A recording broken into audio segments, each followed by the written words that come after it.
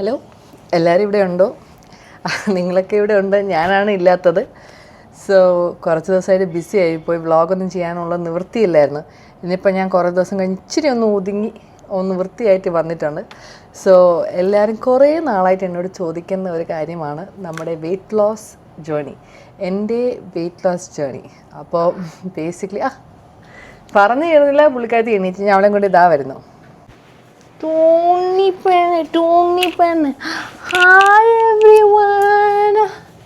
അവൾക്കും വേണം YouTube channel എന്നിരിക്കാൻ. ആദ്യമായിട്ട് നമ്മൾ രണ്ട് സൈഡിൽ പോണിറ്റെയിലൊക്കെ കെട്ടി വെച്ചേക്കുക. ടിൻറ്റിട്ടോ എൻ്റെ വെയിറ്റ് കൂട്ടിയ പുള്ളിക്കാരത്തിയാണിത്.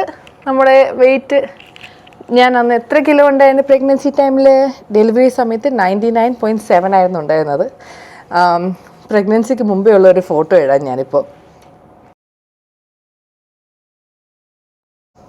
അപ്പം നിങ്ങൾ കണ്ടു കാണും എന്ന് ഞാൻ വിശ്വസിക്കുന്നു. അപ്പോൾ അന്ന് ഞാൻ ഡെലിവറിക്ക് മുമ്പേ 65.8 ഉണ്ടായിരുന്നു. അപ്പോൾ അത്രയും വെയിറ്റിൽ നിന്നാണ് ഡെലിവറി സമയത്ത് ഞാൻ 99.7 kg ആയത്. അപ്പോൾ എത്ര കിലോ കൂടി? 30 കിലോ കൂടിയായിരുന്നു പ്രഗ്നൻസി സമയത്ത്. അപ്പോൾ ഞാൻ സത്യം പറഞ്ഞാൽ അത്രയും വെയിറ്റ് കൂടിയ പോലെ എനിക്കന്ന് മനസ്സിലാവുന്നില്ല. പിന്നെ പ്രഗ്നൻസി ടൈമിൽ എനിക്ക് ഒരുപാട് പ്യൂക്കിങ് കാര്യങ്ങളുണ്ടായിരുന്നു. ഞാൻ കഴിക്കും ഛർദ്ദിക്കും, ഒരു വക എനിക്ക് അകത്ത് വെക്കാൻ പറ്റത്തില്ലായിരുന്നു. ലാസ്റ്റ് ആവുന്ന വരെ എനിക്കങ്ങനെ വയറില്ലായിരുന്നു. ഒരു 7 മാസം വരെയുള്ള ഫോട്ടോയും വീഡിയോയിലും അങ്ങനെ വയറൊന്നുമില്ല. 8ാമത്തെ മാസം അങ്ങ് ആയപ്പോഴത്തേക്കും വയറങ്ങ് ചാടി. അപ്പോൾ വേണമെങ്കിൽ എൻ്റെ ആ ഒരു ഫോട്ടോ അങ്ങ് സൈഡിലേക്ക് ഇപ്പോൾ അവിടെ മേലിലേക്ക് ഞാൻ ഇടുന്നുണ്ട്. അപ്പോൾ ഇത്രയും വയറുണ്ടായിരുന്നു എനിക്ക്. അപ്പോൾ ആ വയറും വെച്ച് ഞാൻ ഡാൻസൊക്കെ കളിച്ച് ഞാൻ ഹാപ്പിയായിരുന്നു. ഞാൻ ഒരു വോമിറ്റിംഗ് ഒന്ന് കുറഞ്ഞായിരുന്നു, പക്ഷെ എന്നാലും ഉണ്ടായിരുന്നു. അത്രയും വണ്ണം വെച്ചാണ് ഞാൻ ഇരുന്നത്. ബാക്ക് പെയിനോ ഒരു തുണി പോലും മേടിച്ച് ഞാൻ അവസാനമൊക്കെ ആയപ്പോൾ കൈ കിട്ടുന്നൊക്കെ ഇടുന്ന ഉടുപ്പിനൊന്നും വയറിനവിടെ എത്താത്തതുകൊണ്ട് അതിങ്ങനെ പൊങ്ങിയൊക്കെ നിൽക്കും. ഞാൻ വീട്ടിൽ നിന്ന് വലിയ അധികം ഇറങ്ങാതായി. പിന്നെ ഇവിടെ 2 വീക്സ് നേരത്തെയാണ് ജനിച്ചത്. ഓൾമോസ്റ്റ് 2 വീക്സ് നേരത്തെ, 38 വീക്സിലാണ് ജനിച്ചത്.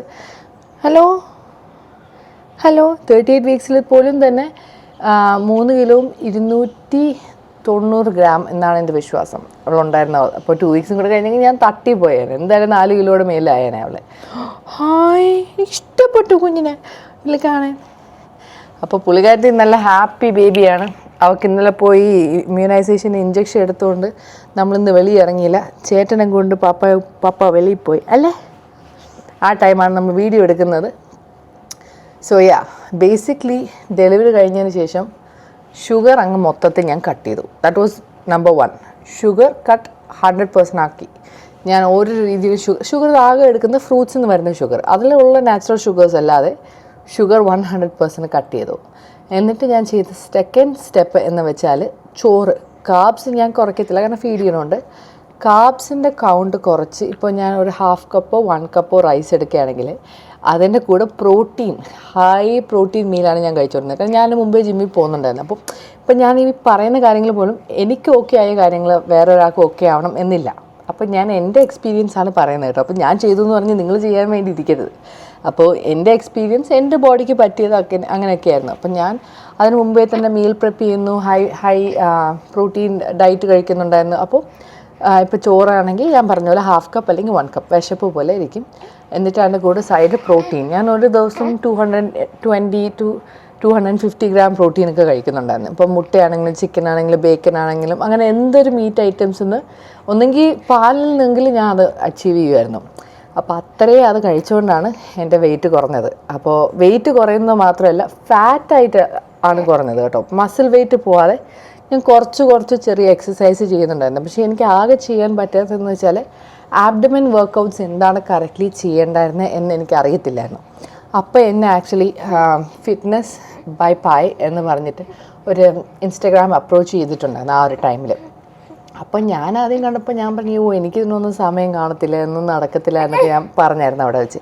അപ്പോൾ അവർ പറഞ്ഞു നമുക്ക് എപ്പോഴും actually it is world wide ഉള്ളതാണ്. അപ്പോൾ അവരെന്ത് ചെയ്യുന്നത് വെച്ചാൽ അവർക്ക് 4 ഡിഫറെൻറ്റ് ടൈമിങ്സ് ഉണ്ട്, അവർക്ക് വേറെ ക്ലാസ്സസ് ഉണ്ട്. Between the age from 14 to 60 വരെയുള്ള അവരെല്ലാവരും എടുക്കും ഇങ്ങനെ ഓരോ ഇപ്പോൾ ഫിറ്റ്നസ് ആണെങ്കിലും പോസ്റ്റ് ഡെലിവറി ആണെങ്കിലും അല്ലാതെ നമ്മുടെ വെയിറ്റ് ലോസിനാണെങ്കിലും നമ്മുടെ ആബ്ഡമൻ ടൈറ്റനിങ് ആണെങ്കിലും ഇതേപോലെ ഒരുപാട് അവർക്ക് പ്രോഗ്രാം ഉണ്ട്. അപ്പം ഞാൻ അതിനെക്കുറിച്ച് റീല് ചെയ്യുന്നുണ്ട്. ഇനി അടുത്ത് അത് ഞാൻ ചെയ്യുമ്പോഴത്തേക്കും നിങ്ങൾക്ക് കൂടുതൽ ഡീറ്റെയിൽസ് എല്ലാം അറിയാൻ പറ്റും.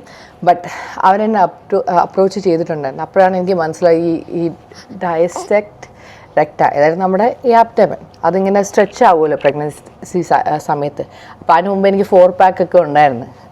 അതും വേണമെങ്കിൽ ഞാൻ ഫോട്ടോ ഇടാം. അപ്പോൾ അതൊക്കെ ഉണ്ടായിരുന്നു. അപ്പോൾ അതൊക്കെ പോയപ്പോഴത്തേക്കും അത് ഇച്ചിരി റീബിൽഡ് ചെയ്യാൻ ഇച്ചിരി ബുദ്ധിമുട്ടുണ്ടായിരുന്നു. കഴിഞ്ഞ ഡെലിവറി കഴിഞ്ഞപ്പോഴും അതൊരു ബുദ്ധിമുട്ടായിരുന്നു.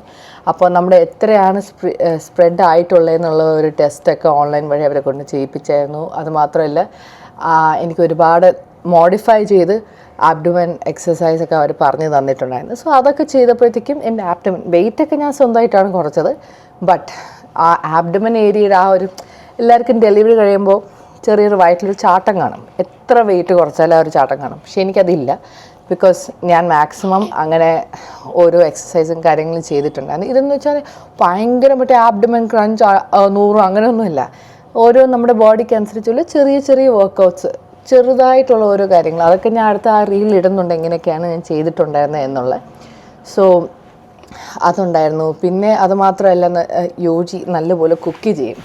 അപ്പോൾ കുക്ക് ചെയ്യുമ്പോഴത്തേക്കും എനിക്ക് ആവശ്യമില്ലാത്ത ഈ ജങ്ക് ഫുഡോ അങ്ങനത്തെ കാര്യങ്ങളൊന്നും ഞാൻ കഴിക്കത്തില്ല. ഞാൻ ഡോക്ടറിൻ്റെ അടുത്ത് ഇരുന്നപ്പോൾ ഡോക്ടറിനോട് പറഞ്ഞാണ് അധികം ഷുഗറോ കഫീനോ കുടിക്കരുത്, കാരണം മോക്കത് നല്ലതായിരിക്കത്തില്ല എന്ന് പറഞ്ഞു. അതുകൊണ്ട് ഞാൻ അതങ്ങ് കട്ട് ചെയ്തു. ഷുഗർ കട്ട് ചെയ്തു, പക്ഷേ കഫീൻ ഇടയ്ക്ക് വല്ലപ്പോഴും ഒരു കപ്പ് ചായയോ കോഫിയോ എല്ലാം കുടിക്കും.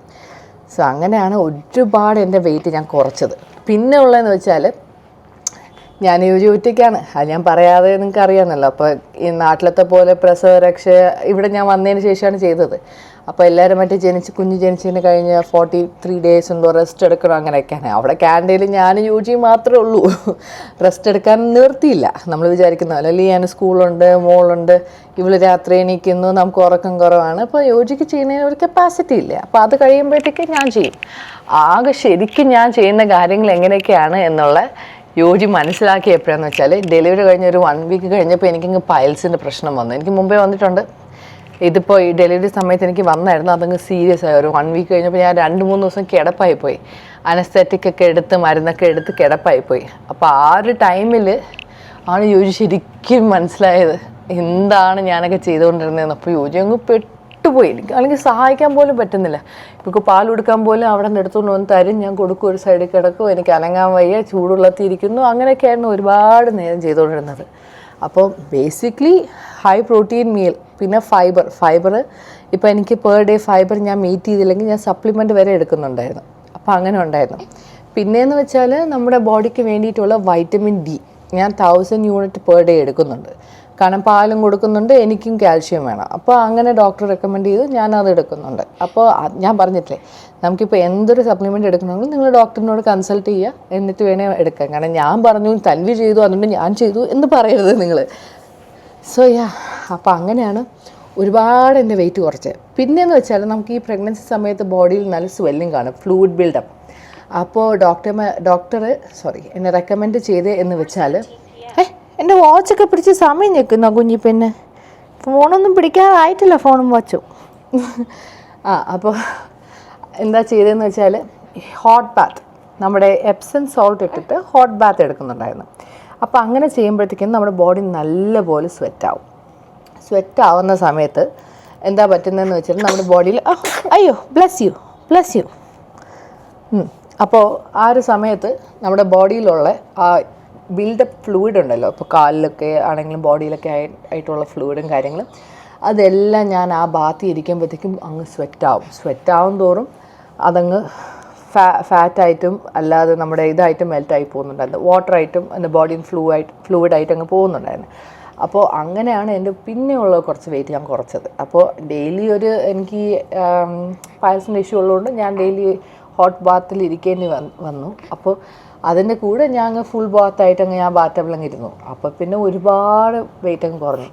ഈ ഡെലിവറി കഴിഞ്ഞ ആ വയർ അപ്പം തന്നെ ഞാൻ എന്ത് ചെയ്തെന്ന് വെച്ചാൽ എൻ്റെ ഒരു ബെൽറ്റ് ഉണ്ടായിരുന്നു. ഇവിടെ മറ്റേ വയർ കെട്ടത്തില്ലേ, അതിന് പകരം ബെൽറ്റ് ഉണ്ടായിരുന്നു. അവിടെ കെട്ടാനൊന്നും സാധനമൊന്നുമില്ല. അപ്പോൾ ഞാൻ ബെൽറ്റ് എടുത്തിട്ടുണ്ടായിരുന്നു. ബാക്ക് സപ്പോർട്ടും ഉണ്ടാവും, വയറിങ്ങനെ ചാടാതിരിക്കാൻ വേണ്ടിയിട്ട്. അപ്പോൾ ആ ഒരു ബെൽറ്റ് ഇട്ടിട്ട് കുറച്ച് ദിവസം ഞാൻ ഒന്ന് ട്രെയിൻ ചെയ്തു. അതിനുശേഷം ഞാൻ തന്നെ വീട്ടിൽ എന്ത് ചെയ്യുന്നു വെച്ചാൽ ഓരോ ദിവസവും ഇപ്പോൾ ഞാൻ ഫിറ്റ്നസ് ബൈ പായിൻ്റെ കൂടെയും ചെയ്യുന്നുണ്ടായിരുന്നു. അപ്പോൾ എനിക്ക് അവിടെ കൂടെ എല്ലാവരും ചെയ്യുന്ന സമയത്ത് ചെയ്യാൻ പറ്റാത്തപ്പോൾ ഞാൻ എന്ത് ചെയ്യുന്നു വെച്ചാൽ അവിടെ ഒരു റെക്കോർഡിങ് അയച്ചു തരാൻ പറയും. അപ്പോൾ റെക്കോർഡിങ് എന്നുള്ളൊരു ഓപ്ഷനുണ്ട്. That is very good. കാരണം ഇപ്പോൾ അവിടെ ടൈം കൺവീനിയൻസിൽ എനിക്ക് ചെയ്യാൻ പറ്റിയില്ലെങ്കിൽ അവർ റെക്കോർഡിങ് അയച്ചു തരുന്നത് അന്നത്തെ ദിവസം കാര്യം എനിക്ക് ചെയ്യാൻ പറ്റും. എന്തെങ്കിലും ഡൗട്ട് ഉണ്ടെങ്കിൽ അവരെ വിളിച്ചാൽ മതി. സോ അങ്ങനെ ഞാൻ ചെയ്തുകൊണ്ടിരുന്നതിൻ്റെ ഇടയ്ക്ക് ഞാൻ ചെയ്യുന്നതെന്ന് വെച്ചാൽ ഞാൻ നിൽക്കുമ്പോഴത്തേക്കും വയറായിട്ട് അബ്ഡൻ ഒന്ന് ശ്വാസം വിട്ടിട്ട് ഒന്ന് ടൈറ്റ് ചെയ്ത് ഒരു 2 മിനിറ്റ് പിടിയും. അങ്ങനെ ഞാനൊരു ദിവസം ആദ്യം സ്റ്റാർട്ട് ചെയ്യുന്ന സമയത്ത് ഒരു ദിവസം 2-3 തവണ, പിന്നെ ഓരോ ദിവസം കൂടുന്തോറും അതങ്ങ് ഞാൻ കൂട്ടിക്കൊണ്ട് വന്നു. ഇനി അടുത്ത ഞാൻ ചെയ്യാൻ പോകണമെന്ന് വെച്ചാൽ ജിമ്മിൽ കയറാൻ പോവുക.